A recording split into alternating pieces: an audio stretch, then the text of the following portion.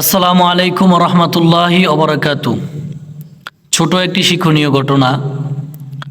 কিছু মানুষ একদিন নদীতে ভ্রমণ করতেছিল। তো হঠাৎ সেই নদীতে ঝড় তুফান এসে এই জাহাজটি ডুবে গেল।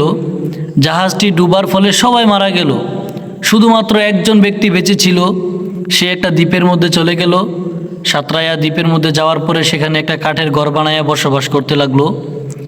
তো সে একদিন এই মাছ ধরতে গেল, কারণ খাবার তো খেতে হবে, বাঁচতে হবে।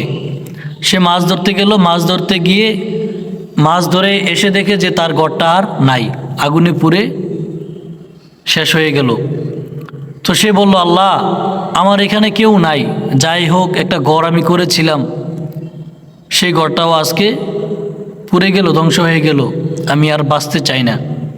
সেই বলে আত্মহত্যা করতে চাইল। তখনই সে খেয়াল করলো যে একজন ব্যক্তি একটা জাহাজ নিয়ে আসলো। তো সে বলল যে, ভাই, আপনি এখানে কেন আসছেন?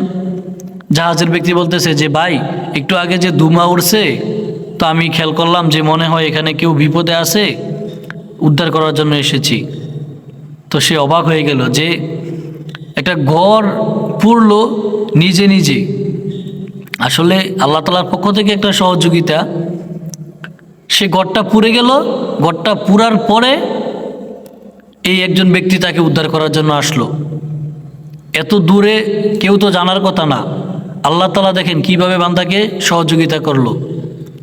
একটা বিপদ দিয়ে একটা কল্যাণকে ডেকে আনলেন। সুবহানাল্লাহ।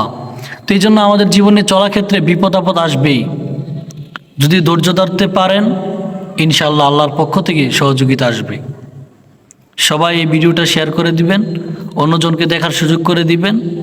আর বিশেষ করে সবাই, প্রত্যেকে আমরা যেন ধৈর্য ধরতে পারি। আল্লাহ তাআলা যেন সেই তৌফিকটুকু দান